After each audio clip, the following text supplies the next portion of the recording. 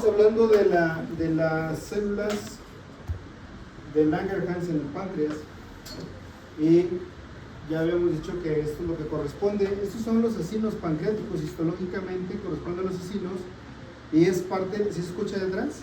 Por el ventilador. ¿Sí? Bueno, y es parte de lo que se va a mencionar en el aparato digestivo.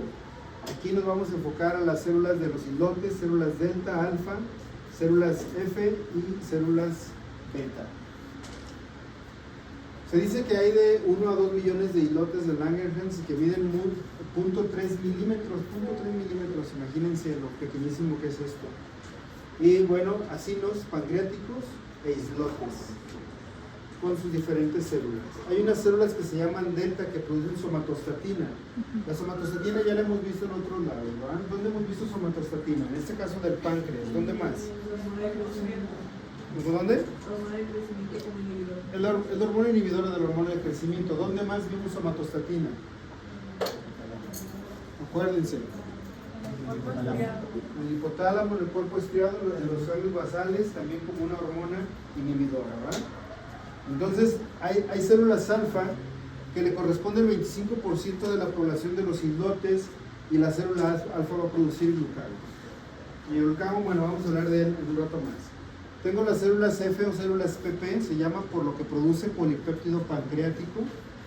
Y tengo las células beta con el 60% de la población celular y producen insulina y adenina. Ambas tienen que ver con el control de la glucosa, pero de manera más importante la insulina, ¿no?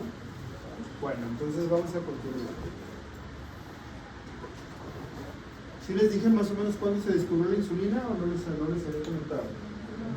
Pues ahí buscando investigación y todo eso, más o menos como por ahí de 1909, 1910, dos personas, una se apellida Banting y la otra se apellida Best, descubren la insulina en un perro, ¿verdad?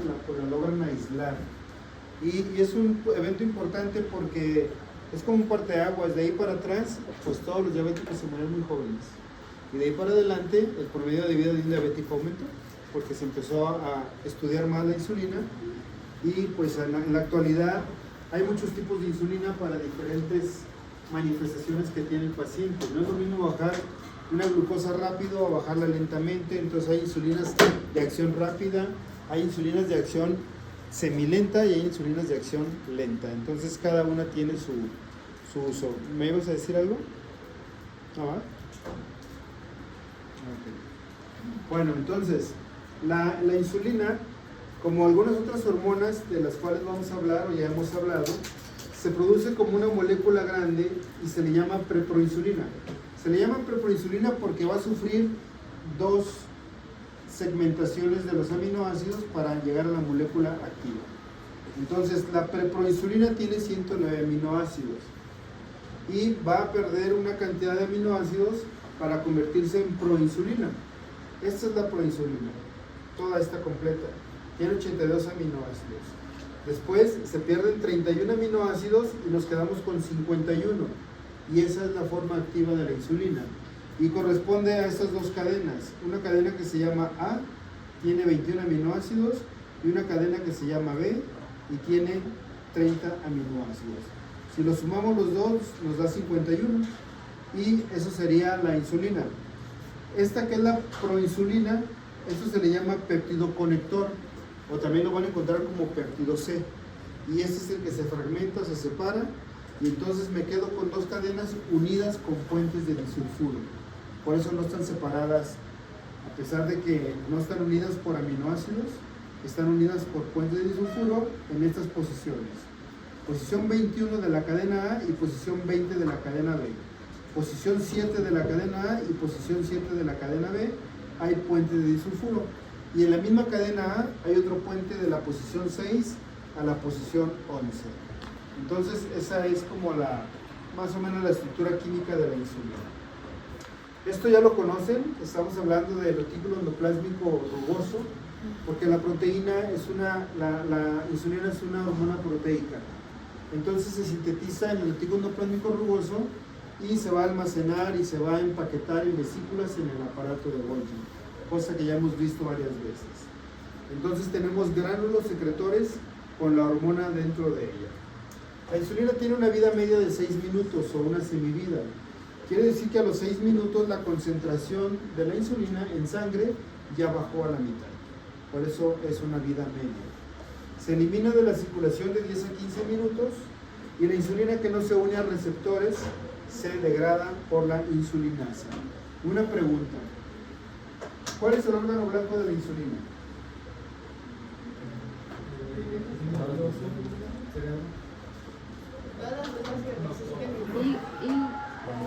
Prácticamente, ¿cuál será su órgano blanco?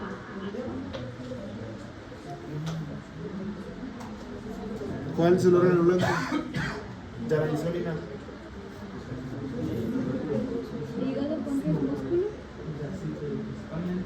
Pues prácticamente todas las células del organismo.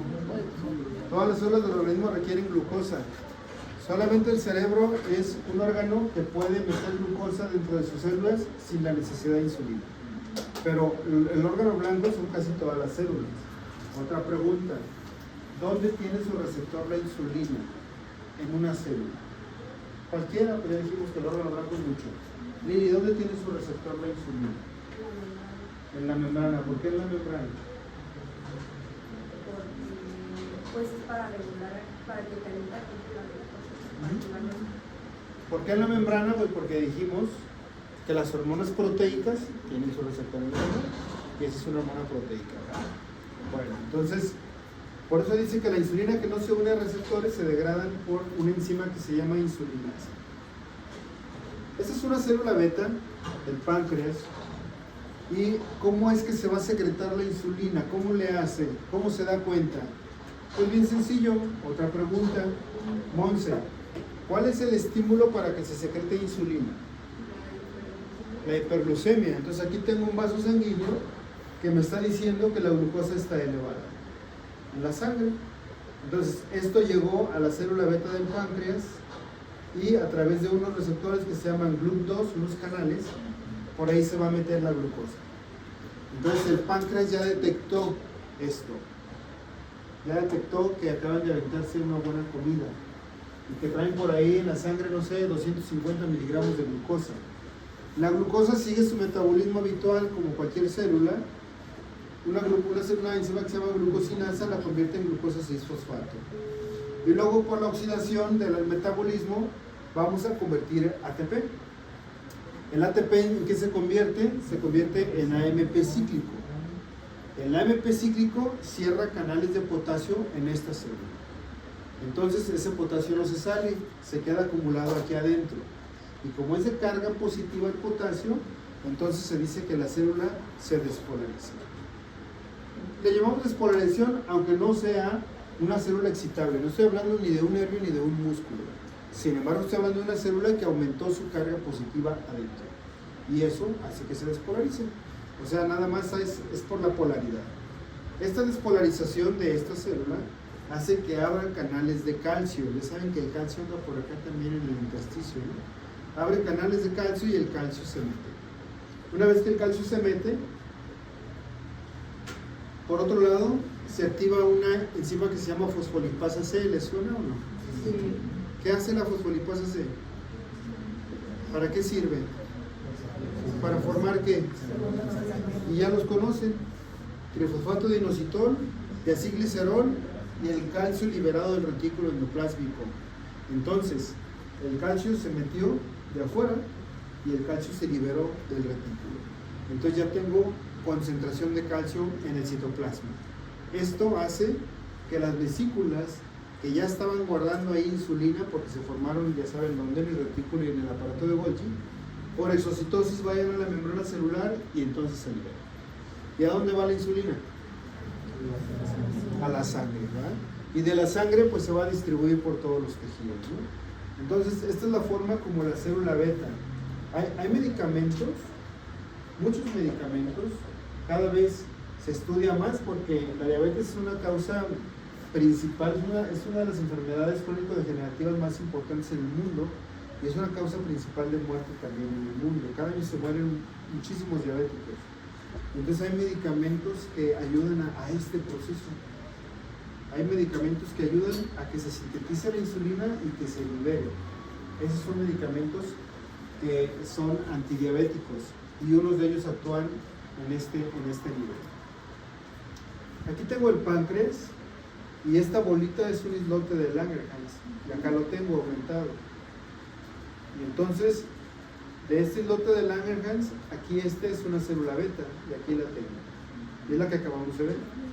Entonces, en la diapositiva anterior vimos cuando se liberaba la insulina y aquí tengo la célula beta y es un vaso sanguíneo. Y entonces la insulina va para acá. Y viaja por toda la circulación sanguínea y llega, en este caso, el ejemplo es una fibra muscular, pero pueden poner cualquier célula que ustedes quieran porque en todos lados va a meter la glucosa. Y entonces aquí viene su mecanismo de acción. Tiene un receptor que se llama GLUT4 y a través de él se mete la glucosa entonces al músculo, ¿no? Al músculo y a muchos otros tejidos. Vamos a hablar del receptor de la insulina. Esa es la membrana celular. Entonces, como dijimos, es una hormona de origen proteico. Entonces su receptor es en la membrana. Y este receptor tiene dos subunidades, alfa y dos subunidades beta, unidas por puentes de disulfuro, ellas. Y las beta atraviesan la membrana celular y las alfa están por fuera de ella. Las alfa son las encargadas de recibir la insulina como su hormona. Entonces, ¿qué pasa aquí? Peso molecular de 300.000. Tiene dos subunidades alfa, ya las vimos, y dos beta también aquí ya las vimos. La subunidad beta se autofosforila. Quiere decir que va a agregar fósforo a estas subunidades y de esa manera se va a convertir en una función enzimática. Se llama tirosina sinasa. Y entonces esa tirosina sinasa va a hacer más fosforilación de otras enzimas y entonces vienen los efectos celulares. Estas actúan como enzimas, y entonces viene la fosforilación de otras proteínas y tengo los efectos celulares. Transporte de glucosa.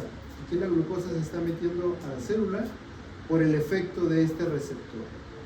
Síntesis de proteínas, síntesis de grasa, síntesis de glucosa y crecimiento y expresión de genes. Como ustedes pueden darse cuenta, aquí estamos formando.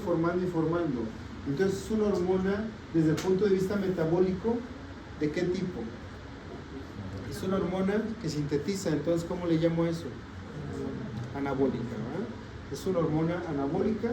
Y bueno, dense cuenta ustedes que cuando decimos diabetes, luego pensamos en la glucosa, ¿no? La glucosa. Pero el problema de la diabetes es un problema metabólico, no solo de la glucosa. Es un problema metabólico de la grasa, de las proteínas y de los carbohidratos. Entonces, los diabéticos tienen problema con esas tres cosas. Vale. ¿Ahí en dónde está la tirosina sinasa? Aquí. No, sí. Es que, es para fosforilar otras proteínas. Ok. O sea, como se fosforiló la... Esta se autofosforiló y se convirtió como si fuera la enzima. Okay, se convirtió. Y esta hace que haya fosforilación de esas proteínas para estos efectos de ¿Esas proteínas fosforiladas son los GLUT? algunas de ellas y otras son las que sirven para la síntesis de todo lo demás. Ok. Sí, porque finalmente forman parte de la membrana también, ¿no? Ahora vamos a ver cuáles son los efectos de la insulina. El 80% de las células se vuelven permeables a la glucosa, sobre todo los músculos y los adipocitos. La insulina aumenta la permeabilidad celular de aminoácidos, de potasio y de glucosa. Es una acción rápida, así lo menciona su libro. Entonces, hay fosforilación de enzimas dentro de los 10 a 15 minutos siguientes y entonces va a haber síntesis proteica. Bueno, la glucosa en la sangre elevada, la insulina la llave y la casita es la célula. Entonces hay que meter la insulina a las células. Cuando realizan una comida, por muy importante que sea, si todo el mundo está bien con su insulina y su glucosa, en 2 horas sus niveles de glucosa deben de ser normales. Quiere decir que en 2 horas ya pasó todo esto, la glucosa ya se metió a todas las células, ya están en su metabolismo y deben de tener niveles normales. Cada vez se escucha más la resistencia a la insulina. Quiere decir que los receptores para la insulina no están respondiendo como esperábamos. Y de esa manera la glucosa no está entrando. Entonces nos queda más tiempo afuera. Y entonces hacen un examen de glucosa. ¿Cuántos son los niveles normales de glucosa? Hemos dicho. ¿Cuáles son? 70-110, ¿sí? 70-110, ¿qué? Miligramos por decilitro de sangre, ¿no? Es lo normal. Entonces, si hacen un examen de sangre en ayuno, no han desayunado, y resulta que tienen 115, pues ya les están dando un aviso. Les está dando un aviso de que probablemente caigan dentro del grupo de lo que le llaman prediabéticos, ¿verdad? Y hay que voltear para arriba. Y si volteamos para arriba, pues a lo mejor vamos a darnos cuenta que mamá es diabética y que abuelo fue diabético y que tengo como 3 tías maternas diabéticas. Entonces quiere decir que el gen ahí anda, ahí anda. Se dice que cuando uno de los dos padres es diabético, el 50% de los hijos va a ser diabético. Si son 4, pues 2 van a ser diabéticos. Y cuando los dos padres son diabéticos, se dice que todos van a ser diabéticos en la familia en algún momento de la vida, ¿no? Así es como está más o menos estipulado, por la cuestión de los genes. Bueno, de los alimentos viene la glucosa. Ya saben que hay varios carbohidratos que podemos consumir, ¿no? En las frutas, ¿qué es lo que más hay en las frutas?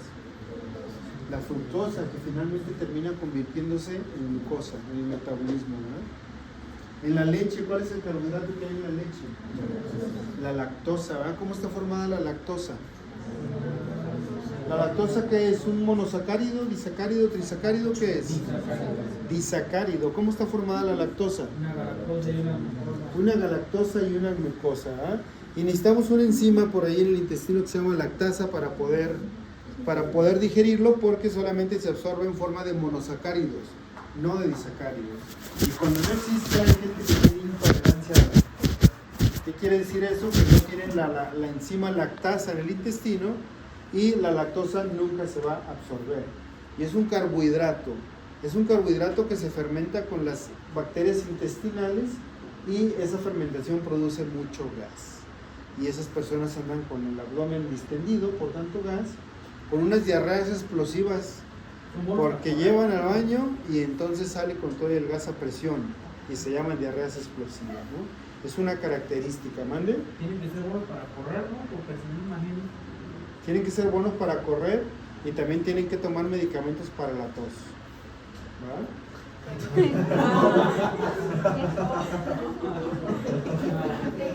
Un antitusito, por decir, ¿no? ¿Quién sabe, no? Ya les cayó el 20 como media hora después. Bueno, entonces, los alimentos contienen glucosa, ya han visto, los alimentos ya vienen con sus sellitos ahí, hasta 3 sellitos, exceso de calorías, exceso de grasas, exceso de sodio, bueno, pues ya vienen marcados. Entonces los alimentos tienen los carbohidratos y en el tubo digestivo se va a absorber la glucosa, como lo acabamos de decir. Ya vimos por qué mecanismo la glucosa entra al páncreas y ya vimos cómo el páncreas libera insulina. Aquí tengo el tejido adiposo. Ya dijimos que también gran parte de las células, entre ese tejido adiposo, será permeable a la glucosa con presencia de insulina. Aquí tengo en el hígado.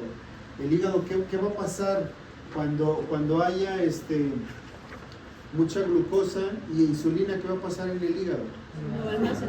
La va a guardar, es una hormona anabólica, va a sintetizar. ¿Qué va a sintetizar aquí? Glucógeno. El glucógeno nos sirve para no tener hipoglucemias entre comida, ¿verdad? Y luego tengo la glucosa a nivel muscular también, la va a meter para su metabolismo, producción de energía, pero también la va a guardar. ¿Se acuerdan que también aquí se guarda algo, ¿verdad? Se guarda glucógeno en el músculo. Y vean el cerebro, aquí tengo un signo de más con la participación de la insulina, pero acá no tengo nada. Lo que quiere decir que el cerebro aprovecha la glucosa con fines energéticos, pero aún sin la presencia de insulina. El cerebro no se puede quedar sin glucosa. Así el músculo se puede quedar sin glucosa y el tejido adiposo, no pasa nada, pero el cerebro no, ¿verdad?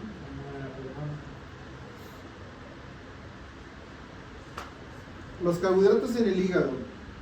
¿qué hace con los carbohidratos en el hígado cuando hay glucosa y hay insulina? Hay aumento de la captación de la glucosa y la enzima que la va a recibir se llama glucosinasa y ahí empieza su metabolismo. En el hígado hay glucogenogénesis, o sea, formación de glucógeno. Ves que el glucógeno es un polisacárido grande con muchas moléculas de glucosa formándolo. Y también lo habíamos dicho en su momento que del 5 a 6% de la masa de los hepatocitos es glucógeno, ¿no? Entonces hay buena cantidad de carbohidratos. La enzima que se encarga de formar el glucógeno se llama glucógeno sintetasa. Ahora, si voy a formar el glucógeno, entonces no lo voy a degradar. Automáticamente se inactiva la glucogenolisis. Pero lo importante de aquí es ver la enzima que está bloqueada. La fosforilasa hepática A es la encargada de degradar el glucógeno. Y si la tengo bloqueada, entonces no hay glucogenolisis. Al contrario, se está formando porque es anabólica. Y pues lo que dice aquí, se inactiva la neoglucogénesis. Volvemos a lo mismo, ¿cuándo activamos la gluconeogénesis? ¿Cuándo está activa? Cuando no hay glucosa en la célula. Tenemos que formar energía, de cualquier manera se tiene que formar energía, y si no hay glucosa en la célula, la vamos a agarrar de los adipocitos y de los aminoácidos. En este caso tenemos glucosa, tan tenemos que estamos almacenándola como glucógeno, y entonces no debemos de tener gluconeogénesis, ¿verdad? Profe, entonces se podría decir que es en el ayuno, ¿no? La ¿Qué? gluconeogénesis. En el ayuno prolongado. En el ayuno prolongado, porque ahorita lo dije acá, el glucógeno es el que nos mantiene entre comidas. ¿Ah? Entonces desayunamos a las 9, comemos a las 2, 3 de la tarde.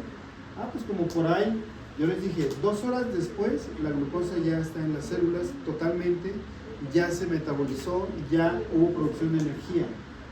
Pero me faltan de las 11 a las 12, de las 12 a la 1 y de la 1 a las 2. Entonces tengo 3 horas más. Entonces aquí la que se activa va a ser esta, ¿verdad? La fosforilasa hepática A se va a activar para liberar glucógeno en esas 3 horas. Y entonces tenemos glucosa, seguimos teniendo glucosa. Pero si no comemos y andamos por ahí cenando muy tarde, pues seguramente ya activamos un poquito la gluconeogénesis, porque nos acabamos el glucógeno del hígado, ¿verdad? Entonces con los ayunos prolongados sí es donde se activa la gluconeogénesis. Cuando tenemos glucosa en exceso, esto aumenta la síntesis de ácidos grasos. Hay una vía metabólica que la glucosa la va a convertir en triglicéridos, y los triglicéridos son parte del tejido adiposo. Entonces, aunque sin que comamos grasa, con puro carbohidratos vamos a subir de peso y vamos a aumentar la longitud, ¿no? El efecto de la insulina en el tejido adiposo. ¿Qué va a hacer en el tejido adiposo la insulina? Es anabólica, ¿qué va a hacer? Pues va a inhibir ¿qué? La lipólisis, ¿verdad? Va a inhibir la lipólisis porque no necesito degradar, al contrario, si hay mucha glucosa, va a formar triglicéridos como lo acabo de decir. Disminuye la utilización de grasa, inhibe la acción de la lipasa sensible a hormonas. ¿A qué le suena una lipasa? ¿Degradar qué? ¿Cuáles? Principalmente. Pues acá están. Bueno, es que aquí está hablando de ella. La lipasa va a degradar los triglicéridos. ¿Para qué los degrada? ¿En qué se convierte el triglicérido cuando es degradado? Ácidos grasos y un glicerol. 3 ácidos grasos y un glicerol. ¿A dónde van los ácidos grasos?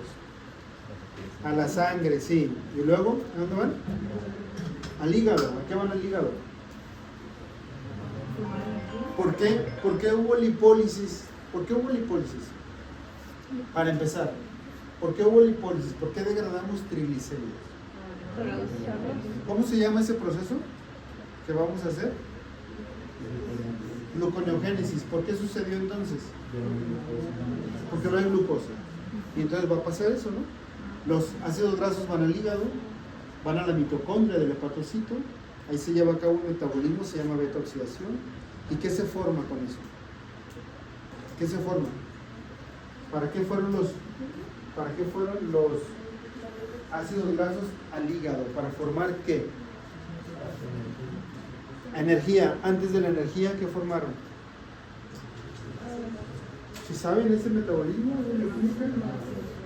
A ver, instru. Aquí hay cuatro instrumentos. A ver. Y yo, Pau. ¿Yes?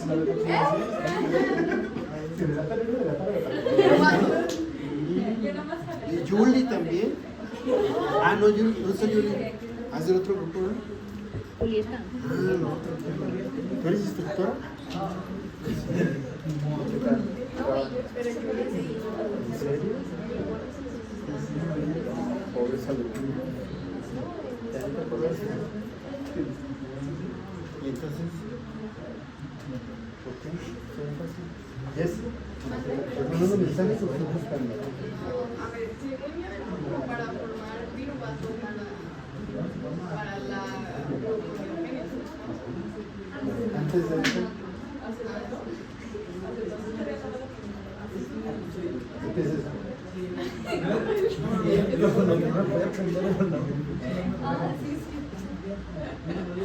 ¿Eh? ¿Te lo digo? Bueno, comenzamos con el proceso de bacterización, en el cual por cada 2 carbonos se va a formar una acetilcolina del ácido graso. Por ejemplo, el palmitato va a formar 8 acetilcolinas. Esta van al ciclo de Krebs, y del ciclo de Krebs tenemos 2 NAD y 2 FAD. Y esto ya vamos a ganar 2.5 y 1.5 de alto pegado, y así toda nuestra energía. Así de fácil. Es fácil. Así de fácil. Esa es la vía metabólica. Pero ¿quién entró a esa vía metabólica? Ah, pues tiene que actuar la insulina para que el ciclo vaya a todo lo que da. O sea, está bien, está muy bien la vía metabólica. ¿Estás de acuerdo? No. A ver, instructor. Es que se convirtieron los ácidos grasos, no me han dicho, muy fácil. A ver, ¿cómo? ¿En qué se convirtieron los ácidos grasos? Para convertirlos en energía. ¿Cómo se llaman? Ese es un sustrato previo para formar la energía. Sí, pero es que en la utilización, por cada 2, bueno, ya depende de la energía que vamos a formar. Se hace una vuelta y es una. Porque no saben en qué se convierten los ácidos grasos. Sí, pero antes. Antes de la glucosa. De hecho, ahí está la clave del por qué hay complicaciones graves en la diabetes. Son cuestiones. Cuerpos cetónicos. Los ácidos grasos van a convertir cuerpos cetónicos en la beta oxidación. ¿Y cuáles son ellos? ¿Tú dijiste uno? Ese es uno. Ácido beta hidroxibutirato. ¿Cuál es el otro? Acetoacetato. ¿Y el otro? Cetonas o acetona. ¿Ah? Son 3 importantes. Eso se meten a ese metabolismo que dijo ¿Cuál y cuál? Paulo. ¿Cómo se llaman?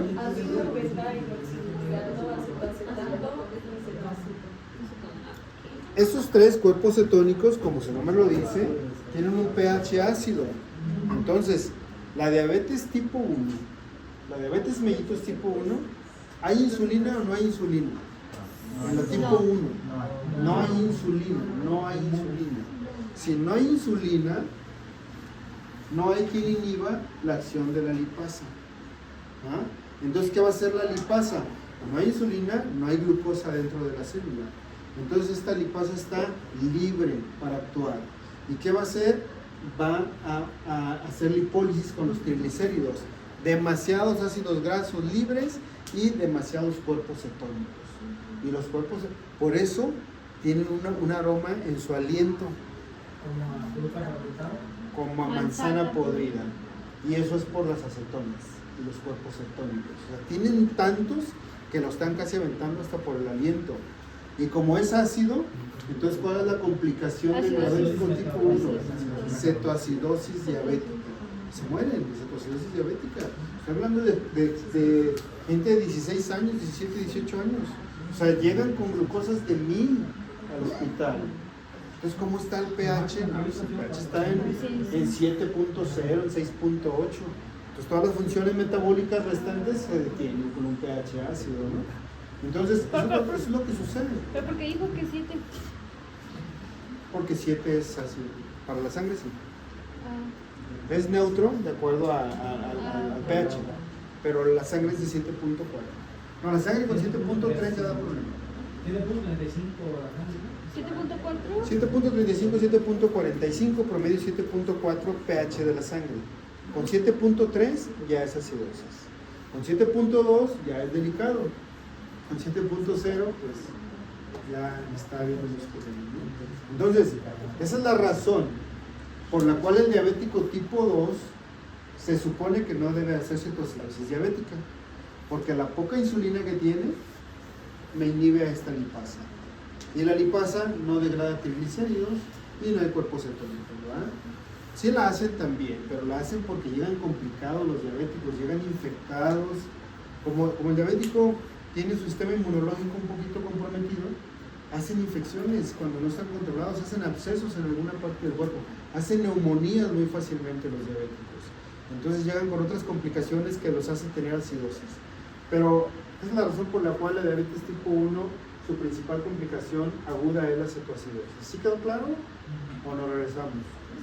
¿No? ¿Qué pasa con los carbohidratos en el músculo, con la insulina? Pues son para producir energía. Entre las comidas la energía la proporcionan los ácidos grasos a nivel del músculo y durante el ejercicio la energía la proporcionan la glucosa, aún sin la acción de la insulina. Cuando el músculo está en reposo, sí necesita insulina para meter glucosa en su metabolismo, pero cuando el músculo está en ejercicio, puede no necesitar insulina para meter glucosa, ¿no? Porque sería un poquito ilógico. Por ejemplo, ustedes amaneció y lo primero que quieren hacer es ejercicio, pero ni siquiera se han aventado una frutita, ¿no? Y así se van al gimnasio. Entonces, ¿qué es lo que va a pasar? Que el glucógeno que tiene el músculo lo va a aprovechar él, pero no quiere decir que en la sangre haya exceso de glucosa. ¿Sí me explico? Y si no hay glucosa en la sangre, no hay insulina. Entonces, si el músculo está haciendo ejercicio, va a meter la glucosa, pero de su glucógeno que guardó. Si hubiera insulina, nos vamos con la hipoglicemia y desmayadero de gente, ¿no? Es por eso el músculo en el ejercicio mete glucosa sin insulina. Vale. Cuando hay una hipoglucemia, ¿por qué la gente se desmaya en vez de aprovechar los ácidos grasos? Porque no es como que tan rápido el metabolismo para salvarte de eso, ¿no? O sea, no es como que cuando empieces a hacer ejercicio ya tienes ahí los cuerpos cetónicos, ¿no? Es un proceso que empieza a formarse y la hipoglucemia sí es fuerte y en ese momento se desmaya. Aparte, ¿por qué se desmayan? Pues porque los ácidos grasos y la gluconeogénesis es para mantenerte, pero para mantenerte por ahí en la vida, no para que te metas a hacer un ejercicio y estés queriendo tener mucha glucosa cuando no la hay. Entonces se consume rápido y por eso pasa eso, se desmayan ahí. Y los que no desayunaron, que se desmayan en honores a la bandera. Es eso también, ¿no? Porque ahí a lo mejor también tiene que ver otras cosas, ¿no? Por ejemplo, a lo mejor está el sol a todo lo que da. No desayunaste, ya andan con la glucosa ahí medio, y luego ya están sudando, ya están deshidratando, ya baja un poquito la presión, y la presión bajita y la glucosa bajita, pues vamos para abajo. O sea, se combinan esas cosas, ¿no? Aparte, siempre hay gente pues que tiene como susceptibilidad. Hay gente que se le baja 1 miligramo la glucosa y ya está de malas, ¿no? O sea, no comieron y ya están de malas. Ya no pueden pensar, ya no pueden hacer nada porque están enojados, ¿no? Y hay gente que no come y en un periodo cortito de tiempo hacen hipoglucemia y se pueden desmayar.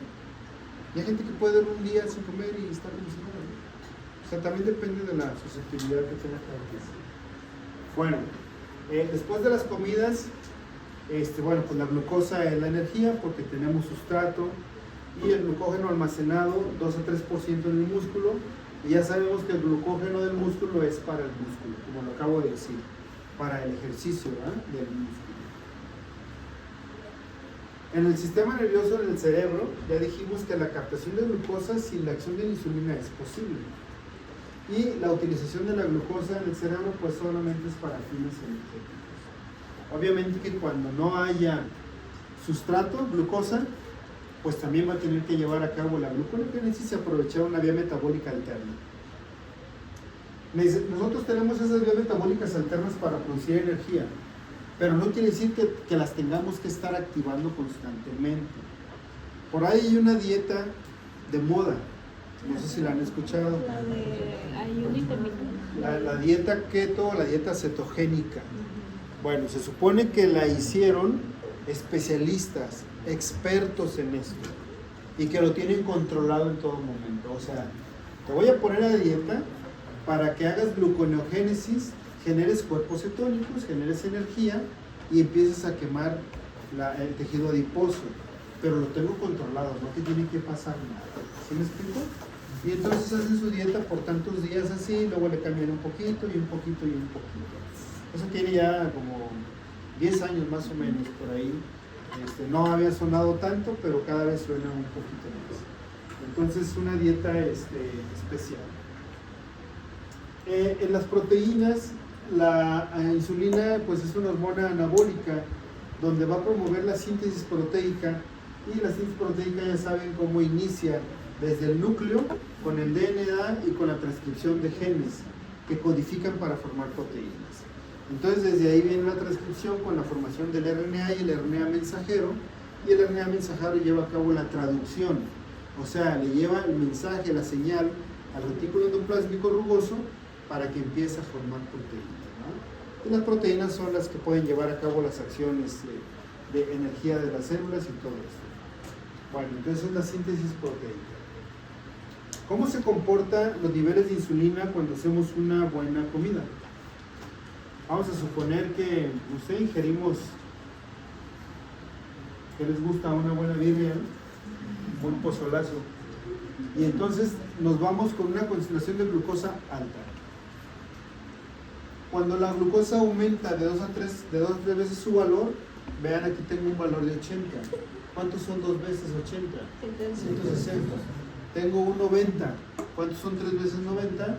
270 más o menos. Entonces tenemos unas cifras como 250, vamos a poner. ¿Qué sucede cuando tenemos de 80 a 90? ¿Es normal 80 a 90? Sí, es normal. Entonces yo tengo 25 nanogramos por minuto por kilo de peso de insulina, lo que quiere decir que en este momento, aunque no hayamos comido nada, tenemos esta cantidad de insulina circulando. Tenemos cifras basales, diarias, y así debe de ser siempre. No vamos a encontrar cero insulina. Pero ya comimos, ya pasó lo que dije, aproximadamente 250 miligramos de glucosa. Entonces estos 25 se aumentan a 250 nanogramos. O sea, aumenta hasta 10 veces su valor en un periodo de 3 a 5 minutos. Ya tenemos insulina circulando. Todavía no nos levantamos de comer cuando ya tenemos insulina circulando. Bueno, no se crean, porque no se ha digerido, ¿no? Bueno, y luego en 5 a 10 minutos, ¿qué sucede? Disminuye a la mitad. ¿Se acuerdan cuál es la vida media de la insulina? Entonces, más o menos entre 5 y 10 baja a la mitad la concentración. Pero posteriormente aumenta más que la fase inicial a los 15 minutos. Entonces, eso sucede, así se comporta la secreción de insulina cuando comemos y cuando tenemos ciertos niveles de glucosa. De 400 a 600 miligramos, aunque no lo crean, hay gente que llega con esos miligramos, hay gente que llega con 800 Sí, me tocó miligramos. una persona con 400 una vez. ¿400? 400, yo el glucómetro marcaba high, o sea, high. Y ella me dijo, ¿qué significa? Le dije, por eso me estaba diciendo, ¿verdad? Sí, quiere decir que ya no tiene la capacidad de medir más allá de cierta cantidad, ¿no? O sea, ya cuando marca eso es porque realmente hay algo más serio. Bueno, cuando son de 400 a 600, el páncreas hace hasta lo imposible por mandar cantidades importantes de insulina para poder controlar esto, ¿verdad? ¿La fase inicial es en lo normal, o sea, 25 nanogramos? ¿O a partir No. de... Esta fase es lo que tenemos todos los días sin comer. Ah, ok. ¿sí? Durante el sueño y todo eso. O sea que ya el... Una vez que comimos Ajá. y aumentamos esto 2 o 3 veces, entonces empieza esto. A los 5 minutos baja a la mitad. Por ejemplo, entre 3 a 5 minutos se aumentó a 250 porque es 10 veces su valor. En 5 a 10 minutos disminuyó el 250 a 125, porque es la vida media. Y después aumenta más que la fase inicial, más que 250 a los 15 minutos. ¿Vale? Así es como más o menos se comporta.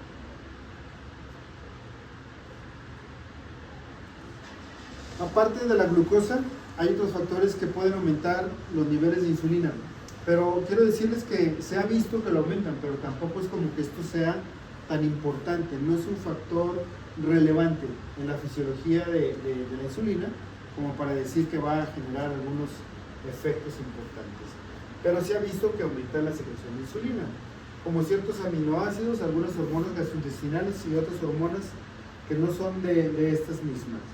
La arginina y la lisina como aminoácidos, la gastrina, secretina, colecistocinina y el péptido inhibidor gástrico, todo esto se ha visto que la eleva, y el glucagón, la hormona del crecimiento, el cortisol, los estrógenos y la progesterona también tiene que ver con el control de la insulina.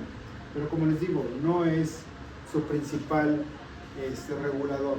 Entonces, se ha visto, pero no tiene mayor importancia. Vamos a hablar del glucagón. El glucagón es una hormona opuesta a la insulina. Es decir, la insulina es una hormona hipoglucemiante. ¿Por qué? Porque los niveles altos me los lleva a lo normal. El glucagón es al revés. El glucagón es una hormona hiperglucemiante. Entonces, ¿cuál será el estímulo para la producción y secreción de glucagón? La hipoglucemia, ¿verdad? Entonces, el glucagón es una de varias hormonas que van a tratar de protegernos cuando tengamos hipoglucemia. Creo que ya lo habíamos dicho, pero es más grave tener hipoglucemia que tener hiperglucemia. Porque hipoglucemia, con 60 miligramos de glucosa, hay gente que ya se está desmayada, con 60. Con 50, hay gente que ya se está convulsionando. Con 30, hay gente que está cayendo en coma hipoglucémico. Entonces vean cómo no es mucho el rango. Por eso tengo tantas hormonas para protegerme. Una de ellas es el glucagón. ¿Cuál otra? ¿Qué otra hormona de las que hemos mencionado ya causan hiperglucemia?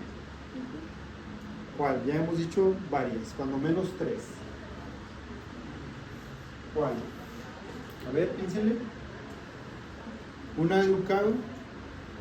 ¿Instructoras? Hola. ¿Qué me tienes que decir? ¿Cuál? ¿Cuál, Regi? Oiga. Cristal. ¿Hormona de crecimiento? Yo que dije cuando dijimos que los acromegálicos y los gigantes, ¿qué tenían? Ah, las tiroideas. Tienen diabetes. Tienen diabetes, la hormona de crecimiento. ¿Cuál otra? ¿Cuál otra? Podría ser la tiroides. Pues fíjate que ayuda, pero no es como que es una función como importante de ella. Hay otras. Hay otras. 1, 2, 3 más. Que ya lo hemos dicho. ¿Con cuál? Con P. ¿Empieza con P? ¿Cuál será? ¿Cuál será? ¿Con C? Con P. Con C. ¿Cuál es? Ah, ¿ya estás viendo? Sí, pero sí. A ver. No, es que no sé si son. Ah, en especial cuando se secreta en exceso, como en el hipotiroidismo. Pues ahí es como que en la enfermedad, ¿no? Ahí está, mírala. Ahí están todas. No, pues es doble, ¿verdad? A ver, entonces, ¿cuál, Rodrigo? ¿Tú levantaste la mano? ¿Eh? ¿Los polipéptidos? ¿Cuáles? No, a ver, ¿no se acuerdan hormonas que aumentan la glucosa? Ya lo hemos dicho algunas ya. ¿Tú ya la viste, eh? ¿Cuál? ¿Quién dijo? ¿Anel? No, el cortisol genera resistencia a la insulina, ¿no? ¿El cortisol genera resistencia a la insulina? Sí. O sea, no a la insulina, resistencia a que la glucosa entre a las células. Entonces, eso ayuda a que haya hiperglucemia. El cortisol, ¿cuál más? Dos más, por favor. No. ¿Con P? No. ¿Cuál más? ¿Cuál más? Podrían ser las catecolaminas. Son las catecolaminas. Son las catecolaminas. Adrenalina, noradrenalina, cortisol, hormona de crecimiento, glucagón. Entonces, dense una idea. ¿Cuántas tenemos para protegernos de la hipoglucemia? Tenemos un montón. 5 cuando menos. 5 cuando menos. Bueno, son hormonas hiperglucémicas. Al contrario de la insulina, es una hormona que va a degradar. Todos los procesos metabólicos de síntesis ahora son al revés. Ahora son de lisis, proteólisis, lipólisis y glucogenólisis, ¿verdad? Entonces tengo procesos de catabolismo. Es un polipéptido de 29 aminoácidos y aquí tengo el mecanismo por el cual va a aparecer el glucagón. La disminución de la concentración de la glucosa en sangre, o sea la hipoglucemia, hace que el glucagón aparezca. Y cuando la concentración de glucosa se aumenta, entonces el glucagón desaparece. No, esto es el aumento de la concentración por la hipoglucemia. ¿Alguna pregunta hasta ahorita de glucagón? ¿No? ¿Seguros? Bueno, dice que al contrario de la insulina, el glucagón estimula los procesos catabólicos e inhibe los procesos anabólicos. Va a degradar. Efecto sobre el metabolismo de la glucosa, gluconeogénesis hepática. Bueno, esa es una de las formas como hace entonces el glucagón que haya glucosa. Gluconeogénesis, formación de glucosa a partir de aminoácidos. Y de esta manera, obviamente que las células aumentan la captación de aminoácidos porque lo tienen que convertir. El aminoácido lo tienen que convertir a glucosa, ¿verdad? Entonces hace gluconeogénesis. Y luego, esa es una forma de producir glucosa. Por eso es hiperglucemiante. Y la otra forma es degradando el glucógeno del hígado. Y por eso es hiperglucemiante también. Pues toda la glucosa que se empieza a liberar va a la sangre. Esto se activa por medio de la adenililciclasa. Esa es la enzima que ya conocemos. Les dije que se llamaba adenilil, adenilato o adenilciclasa, es lo mismo. Y todas es para formar AMP cíclico como segundo mensajero. Esto activa una proteína reguladora de proteína sinasa, y la proteína sinasa se activó y activa la fosforilasa B sinasa. Y la B sinasa se convierte en la fosforilasa A, y la A es la responsable de degradar el glucógeno. O sea, todo esto lo puse para llegar a esta, porque esta es la más importante. Esta actúa sobre el glucógeno y entonces hay liberación de glucosa. Entonces la fosforilasa A hepática es la enzima que degrada el glucógeno. ¿Vale? Y esa es otra forma. Ahora vamos a ver qué pasa con los lípidos y el glucagón. ¿Qué hacía la insulina con los lípidos? ¿Qué hacía? Aquí aparecieron los efectos. 1, 2, 3, 4. ¿Qué hacía la insulina con los lípidos? Los degradaba. Los degradaban. ¿Cuántas veces les dije? ¿Qué dijimos? ¿Que es una hormona de qué tipo? O sea, si es anabólica, pues no degrada nada, al contrario, sintetiza. ¿Qué sintetiza? Carbohidratos. ¿Qué sintetiza? Proteínas. ¿Qué sintetiza? Lípidos. ¿Verdad? Entonces, el glucagón al revés. Si es catabólico, entonces va a hacer lipólisis. Al estimular la actividad lipasa dependiente del AMP cíclico, que convierte los triglicéridos en ácidos grasos libres y glicerol. O sea, el glucagón es gluconeogénico. Ya lo vimos con las proteínas, ¿no? Los aminoácidos los mete a la célula y los convierte en glucosa. Ahora está haciendo lo mismo, pero con los adipocitos. Con los triglicéridos de las células grasas, los está degradando. Esta enzima lipasa está activa, está funcionando, y entonces me va a degradar los triglicéridos en 3 ácidos grasos libres y en glicerol. Y entonces sucede todo lo que dijimos hace rato, que nos atoramos un ratito, ¿no? ¿Qué dijimos con los ácidos grasos? ¿Se convierten en qué? En cuerpos cetónicos, en la beta oxidación, y luego viene todo el metabolismo para convertirlos en acetilcoenzima y luego se convierten en energía, ¿verdad? Entonces, hay entrada de ácidos grasos a la mitocondria y esto lleva a cabo la cetogénesis. Formación de cuerpos cetónicos es lo mismo que decir cetogénesis, ¿verdad? Y ya dijimos ahí los tres más importantes. Entonces, gluconeogénica y glucogenolítica también. ¿Cómo se regula la secreción del glucagón? Pues ya dijimos, ¿cuál es el estímulo para que aparezca el glucagón? ¿Cuál es el estímulo para que desaparezca? Hiperglucemia o que los niveles de glucosa estén normales, ¿no? A eso se le llama normoglucemia. Bueno, la hipoglucemia va a elevar los niveles de glucagón en sangre, mientras que la hiperglucemia los va a disminuir. El aumento de la concentración de algunos aminoácidos como la valine y la arginina y el ejercicio debido al gasto de energía evita una caída de la glucemia, ¿no? Entonces, el glucagón es lo que hace, evita una caída de la glucemia cuando no tengamos entonces el sustrato de la glucosa. O sea que cuando tengamos un ayuno por ahí larguito, el glucagón está participando. Probablemente el cortisol también, probablemente el hormona de crecimiento se libere. No sé si se acuerdan que el hormona de crecimiento, aquí puse los factores que le elevaban y uno de ellos era la hipoglucemia. ¿Sí? O sea, o el ayuno prolongado. Entonces, ahí se liberan esas hormonas. Vamos a hablar de la somatostatina. La somatostatina fue el ejemplo que puse cuando hablamos de una hormona parácrina, no sé si se acuerdan. ¿Se acuerdan o no? Qué mentira, no se acuerdan. A ver, ¿qué dije entonces de esa hormona parácrina? ¿Por qué es parácrina? Porque va a Porque dice que... ¿Dónde está? No dice. Porque es una hormona que controla la secreción tanto de insulina como de glucagón. ¿Dónde se produce? De aquí, de los islotes. Y en los islotes a un ladito tengo las alfa y a un ladito tengo las beta. Entonces, esa hormona actúa aquí y aquí. Se llama parácrina. Profe, Mande. entonces parácrina es que se comunique con las que están al lado. Para quiere decir cerca de. ¿No? Entonces, quiere decir que tiene una función endocrina con las células vecinas. ¿No? Entonces, 14 aminoácidos tienen una vida media de 3 minutos. La ingestión de los alimentos estimula la secreción de somatostatina. ¿Como cuál?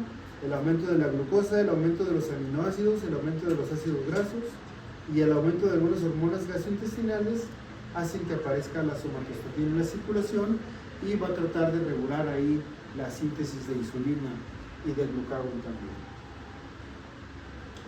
La somatostatina la conocemos como una hormona inhibidora, ¿se acuerdan de eso, no? Y allá en el cerebro la conocemos como un neurotransmisor inhibidor. Entonces aquí tiene efectos inhibidores aquí. Reduce la secreción de insulina y de glucagón, por eso actúa en la alfa y en la beta. Reduce la motilidad del estómago, el duodeno y la vesícula biliar. O sea, en el tubo digestivo tiene un buen efecto inhibitorio, como lo pueden ver, y disminuye la secreción de la absorción del tubo digestivo. Entonces es una hormona prácticamente inhibidora. En este caso, en el tubo digestivo. Bueno, vamos a hablar del polipéptido pancreático ya como última hormona. Este casi no tiene importancia. Todo lo que hace este polipéptido lo hacen otras hormonas con mayor potencia. Entonces tiene efectos como muy tranquilos. No hay más. Me quedé con la diapo anterior. Dice disminuye. ¿Qué? Que disminuía la motilidad del estómago y del intestino. ¿Por qué o en qué casos el cuerpo quisiera disminuir la motilidad del intestino? Es como cuando hay, por ejemplo, puede ser que llegue a participar, mira,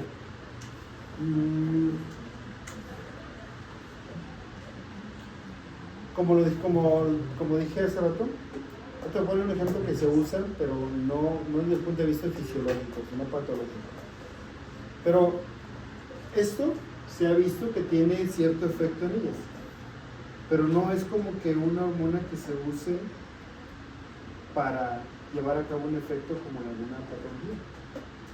Simplemente se ha visto que disminuye un poco, no lo va a bloquear al 100%, lo disminuye. ¿Sí? Entonces, cuando hay somatostatina circulando, todo esto disminuye un poquito nada más. No es como que haya algo que tengamos la necesidad de bloquear el movimiento y la secreción. Simplemente se ve que disminuyó un poquito. ¿Sí? El movimiento. Es lo que hace. Por ejemplo, si tenemos niveles más o menos bajitos de glucosa, entonces ¿qué se eleva? El glucagón. Y entonces la somatostatina va a aparecer para regular sus niveles de glucagón. Y entonces ahí tal vez disminuye un poquito el movimiento del tubo digestivo, pero no es como de manera tan importante. Lo que sí puedo decir es que cuando hay medicamentos que se parecen a la somatostatina, se llaman análogos de la somatostatina. Uno de ellos se llama ocreotide, así se llama. Y eso se ha visto que tiene una potencia más o menos importante. Cuando una persona tiene una cirugía del tubo digestivo y le hacen una conexión de intestino, por ejemplo, y resulta que hay una fuga por esa anastomosis, y sobre todo que es muy cerca del duodeno donde hay mucho líquido, entonces va a empezar a salir el líquido por aquí, por un dren, por la piel, y la bolsita se va a llenar, y ahí se está perdiendo muchos minerales y todo eso. Entonces ahí se da ese medicamento que se llama ocreotide para disminuir la secreción del tubo digestivo y tratar de evitar que se fugue y que se pueda cerrar solita la fístula cuando no esté mojada ni húmeda. Y a veces funciona. Entonces esa cantidad que estaba tirándose ya disminuyó demasiado. Y resulta que a cabo de ciertos días ya no salió líquido. Entonces quiere decir que favoreció a que se cerrara esa fuga en el intestino. Ahí funciona como disminución de la secreción. Pero de manera fisiológica no es como tan importante. Mande. Gracias. Lo tiene que ver porque ¿Dos atrás? no, ahí. Ya ven que dice que la alta concentración de aminoácidos evita la sea, ya ven que en el pasado también muchos aminoácidos para la insulina, ¿no? Para la insulina, pero o sea, esa la eleva a niveles normales. Y si se pasara, es cuando entra la insulina. Sí. Sí. Bueno, entonces, miren, por ejemplo, acá volvemos a lo mismo. El polipéptido pancreático tiene estas funciones inhibidoras, pero hay otras hormonas que lo hacen 10 veces más potente que esto. Entonces, los que estudiaron para qué sirve el polipéptico se dieron cuenta que había ciertas funciones pequeñas en esto, más no es el importante, ¿verdad? Tan es así que su libro le dedica, no sé, unos poquitos renglones al polipéptido pancreático nada más, no le dedica gran cosa. Entonces, igual en los islotes de Langerhans, como se ve aquí en esta imagen, están unas células que se llaman células F. Tiene 36 aminoácidos y la función básicamente es inhibidora. Inhibidora de zimógenos del páncreas, relajación de la vesícula biliar, vaciamiento gástrico, motilidad gastrointestinal y transintestinal.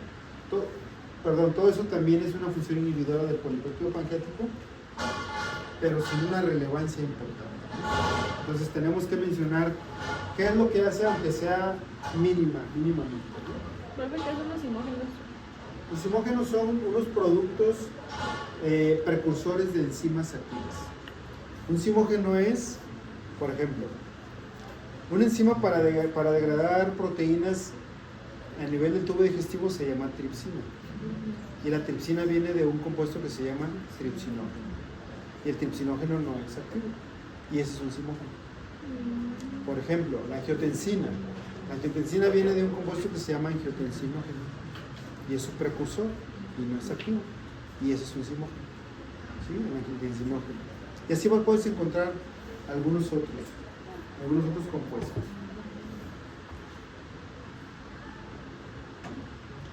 La secreción del polipéptido pancreático se aumenta con la ingestión de proteínas, con el ayuno, con el ejercicio, con la hipoglucemia y con la estimulación vagal. Y la secreción se inhibe con la somatostatina y la hiperglucemia. Fíjense cómo la somatostatina, aparte de las células alfa y beta, también se va a las células F para regular la producción de polipéptido pancreático. Pero bueno, ustedes sepan que existe, pero seguramente no se van a acordar de él después porque no es como tan relevante. ¿Preguntas? Bueno, ahí terminamos con páncreas. ¿Alguna duda? Los diabéticos,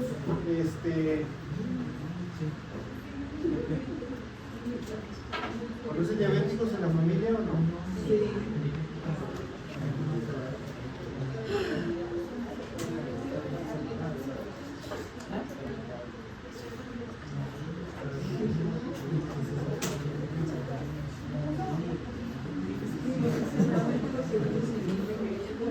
Regi, ¿es cierto que quieres pasar a hablar de hormonas suprarrenales?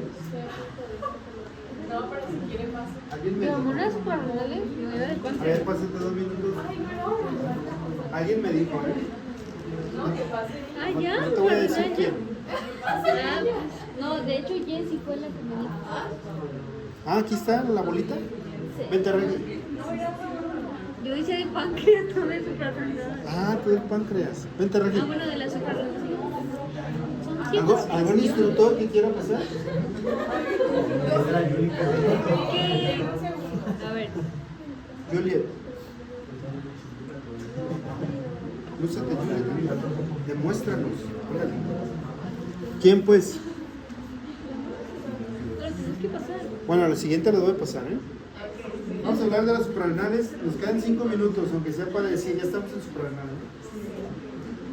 Bueno, las suprarrenales son 2 glándulas, como su nombre lo dice, suprarrenal, suprarrenales. Su libro también le dice glándula adrenal, porque es como la encuentran en inglés. Pero normalmente decimos suprarrenales. 2 glandulitas pequeñas que pesan 4 gramos cada una de ellas, que están irrigadas por las arterias suprarrenales, que son rama de las arterias renales, aquí se ve, y que están inervadas por el sistema nervioso autónomo, ¿verdad? Esa fue la pregunta de examen. ¿Cuál era el receptor que se encuentra en la médula suprarrenal por efecto simpático, ¿no? Esa fue la pregunta de examen. La glándula se divide en corteza y médula. La corteza le corresponde al 80% de la glándula y la médula le corresponde al 20% de la misma. La corteza secreta corticosteroides, así se llaman sus hormonas. Se llaman hormonas esteroideas de la corteza o se llaman corticosteroides, como le quieran decir ustedes. Y son derivadas del colesterol, o sea, son lipídicas ellas. Entre ellas se encuentra la aldosterona como de las más importantes y el cortisol como de las más importantes. De hecho, vamos a ver varias aquí, no sé, 5, 6 o 7, pero nos vamos a quedar en la cabeza con estas 2, porque estos 2 tienen una importancia buena en la función y en la homeostasis del organismo. La médula secreta catecolaminas, entre ellas está la adrenalina y la noradrenalina, y ellas participan en el sistema nervioso simpático. Bueno, sigo. La corteza suprarrenal se divide en 3 capas, y a la cual le corresponde un porcentaje de la pura corteza. Hace rato dije que la corteza era 80 y la médula era 20. Bueno, ahora voy a convertir la corteza en un 100 porque solamente voy a hablar de ella. Y de ese 100, el 15% le corresponde a la primera capa externa, que es la glomerular. El 75% es en la capa media, es la más gruesa. Ahí se produce el cortisol, se llama fascicular. Y el 10% en la parte más interna, que corresponde a la capa reticular, es la más delgada. Y aquí tengo que la glomerular es para la aldosterona, que la fascicular es para el cortisol y la reticular es para los andrógenos. Vean aquí, la aldosterona pertenece a un grupo de hormonas que se llaman mineralocorticoides. Su nombre me dice en quién actúa, en dónde se produce y de dónde es derivada. Actúa con los minerales como el sodio y el potasio y el hidrógeno. Viene de la corteza córtico y es un esteroide derivado del colesterol. En la capa fascicular, la del medio, más gruesa, secretan glucocorticoides. También el nombre me dice qué hace, en dónde está y de dónde deriva. Tiene que ver con el metabolismo de los carbohidratos, por eso se llaman glucocorticoides. Y entre ellos tengo otros 2 que se llaman cortisol. Bueno, tengo la corticosterona y pequeñas cantidades de andrógenos y estrógenos. Fíjense bien, los andrógenos, los estrógenos yo los espero encontrar en la capa reticular. Sin embargo, hay pequeñas cantidades. No es importante, absolutamente no es importante. Pero va a ser importante cuando aquí haya un tumor hiperproductor, en este caso de cortisol, y entonces va a ser hiperproductor de estos dos también, ¿no? Entonces ahí es donde toma importancia este tipo de hormonas que fisiológicamente es mínima la cantidad. La capa reticulada, que tiene los andrógenos como la dihidroepiandrosterona y la androstenediona, y pequeñas cantidades de estrógenos y algunos glucocorticoides. Volvemos a lo mismo. Si hubiera un tumor en la capa reticular, entonces yo voy a tener problema de los glucocorticoides, voy a tener problema con el cortisol, ¿verdad? Cuando hay esta situación. Y sí sucede porque la glándula suprarrenal se puede enfermar tanto en función aumentada como en función disminuida. Cuando la glándula suprarrenal funciona de más, puedo tener un problema aquí y se le llama hiperaldosteronismo, así se le llama. Cuando funciona de más, puedo tener un problema aquí y se le llama síndrome de Cushing. Y cuando funciona de más, puedo tener un problema aquí y se le llama síndrome adrenogenopático.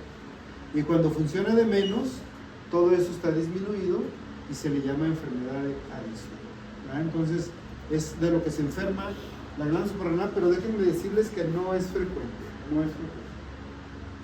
Ya nos pasamos, ¿no? Sí. Como por 10 segundos. Bueno, ahí lo dejamos, pues. A ver, entonces, ¿en qué quedamos? Que ya no me acuerdo. De 10 a 1 el lunes. Qué flojera, yo me levanto a las 11. Van a ser madrugada. Mándenme un mensaje, ¿no? No, Me despierto. nunca lo exponer. ¿Ustedes lo ven los lunes en la mañana o qué? Nada, se me ¿Cómo? ¿Por qué? ¿Cómo?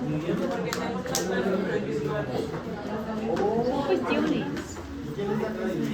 Yo pienso que es más largo a las 7 de la mañana los lunes. ¿Y aquí es la clase? Yo también. ¿No checaste tu horario? Ahí va la luz. ¿Sabes? Se me pasó. Y la agendaste sola.